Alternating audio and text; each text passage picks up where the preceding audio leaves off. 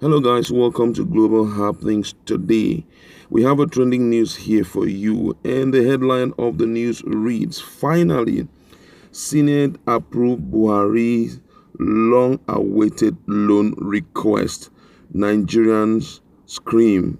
Alright, but before we continue with details of the news and further analysis, we'd like to encourage you to please subscribe to our channel by clicking on the red subscribe button and also on the bell icon so that you can get notification anytime we publish videos on YouTube.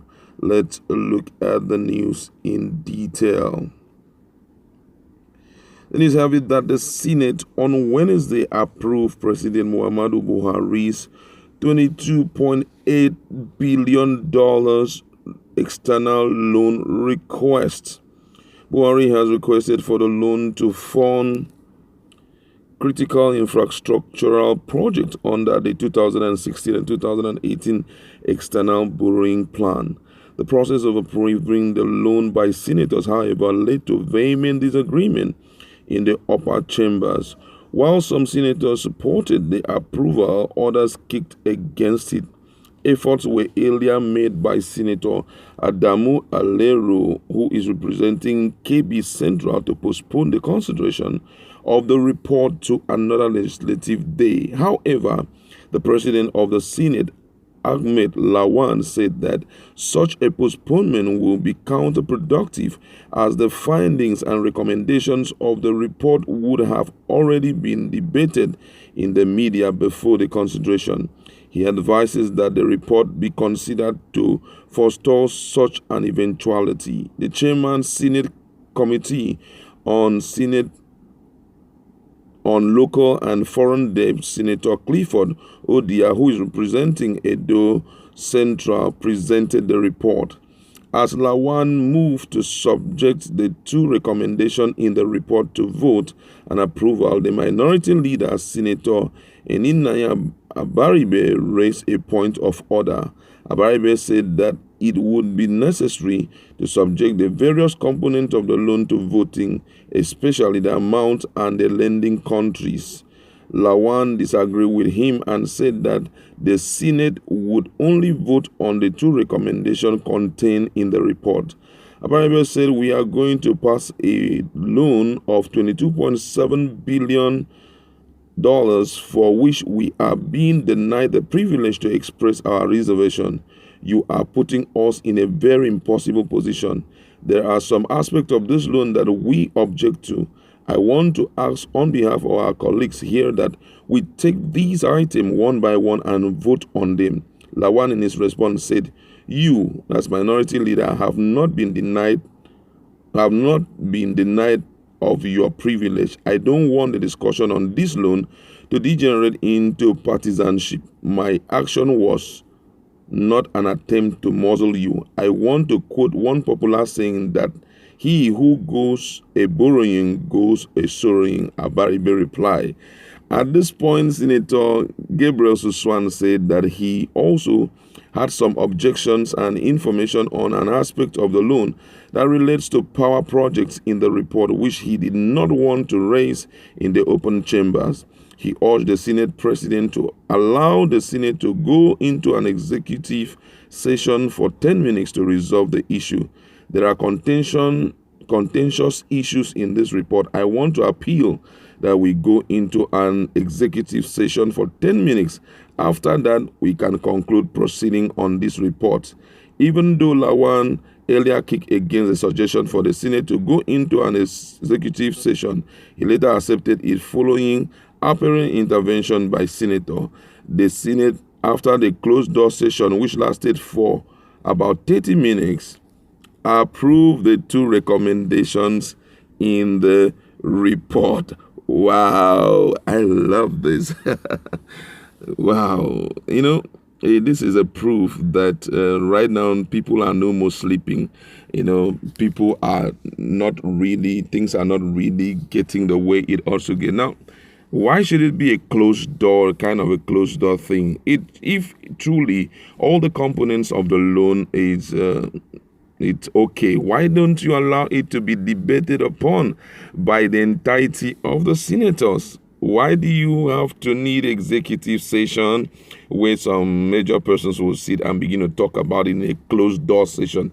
It's absolutely not good enough for our country. But, for now, if you look at the way things are happening in this country, you accept with me that there are a lot of things that it's not just only happening on the part of the presidency, but also on the part of the senators. Fairly recently, I think you're going to see one of our videos about that the Buhari's government has gotten the FBI involved in investigating some of the ex-governors who are now senators, a lot of the transfers and the procurement of assets that they did in foreign countries.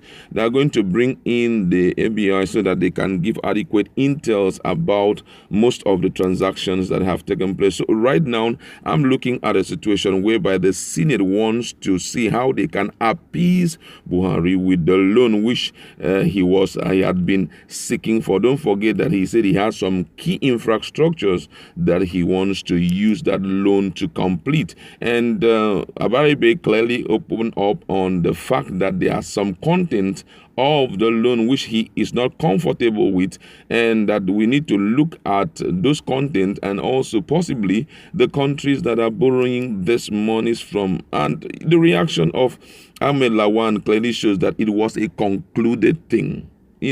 His reaction, Lawan's reaction, clearly shows that it was already a concluded deal. So, Abaribe, don't spoil it. That's what I am seeing there. And that's why they needed not to have an open discussion about it. They had to go into a closed door meeting so that possibly they can discuss some intimate things that the public will not have an idea about. I was expecting that there will be a public hearing on this loan, request by the president, because fairly recently we've heard a country like the United States of America talking about giving Nigerians back Abacha's loot ranging to about $308 million, and they still have some other ones left, So still being emphatic on the fact that you still want the loan clearly shows that it may likely be for something that Nigerians may not really know about. Now, one of the things that I believe should be one of the recommendations there is the fact that Nigerians must closely monitor to see that actually the loan is used for what it has been proposed for. He talked about, though he had made mention of it, talked about some projects which they have had to do with the loan, and but hey, we do not know the nitty-gritty of it, the details of such infrastructure that he's claiming, that infrastructural project that he's claiming of providing. But all the same, it's just to tell us that we should get ready, or the new government that will come on board should get ready, because there's going to be a pile-up of debts that will be waiting for such a person to pay. I don't know if it will be a he or a she, and it also depends if Nigeria will still be one country. And one of the things that came up in my mind was the fact that in event of which, well, I don't know if it can ever happen, but a lot of people are very expectant, especially, the Biafrans. They have been so serious about the pursuit for secession from Nigeria. So in the event of breakup of this country, who's going to be paying all of that bill, because imagine if it happened that this country breaks into three, like the Basenjos and the Gawans and the Theophilos Danjumas have been talking about, that restructuring needs to take place. A lot of things need to be corrected. Insecurity needs to, if not, what happened in 1966 may likely happen again, and it may lead to cessation of a lot of breakdown of this country into some multiple parts. Now we're just preempting events of such happening. Who's going to be paying off all this loan? Because imagine if we have to break this country, they will have a Oduduwa Republic, we have Biafra, we have Niger Delta, and then just the up guys will now be, they'll only be the ones to handle all this loan. How did they intend to pay it off? I've just been thinking about it, because I realized that the debts is increasing. And before now we were expecting that the prices of oil will be stable or will be increasing to favor Nigeria, but unfortunately it's nosediving right now. It's beyond the expectation of the budget. The budget had given a particular amount for which they may use to cover up with their requirement, but unfortunately that's not what we are seeing now. We are going into getting more debt, and already there are lingering debts that is staring on the faces of Nigerians. How do we handle this for them to go into what they call executive closed door session? Clearly shows that there are certain things which they do not want the public to have an idea of. And now that they have approved it, it therefore means our debt portfolio has increased. Well, let's sit back to see what the president will use the money to do, because at this point there's nothing we can do if it has not been given for public hearing, or they have decided not to allow the likes of Abaribe to give Nigerian deep insight into and also to help to debate this loan. It therefore means who are Nigerians, our views are not really needed at this point. Let's be hopeful that it will be used in doing what it is expected of. All right, that's where we're going to leave it. Go to our comment section,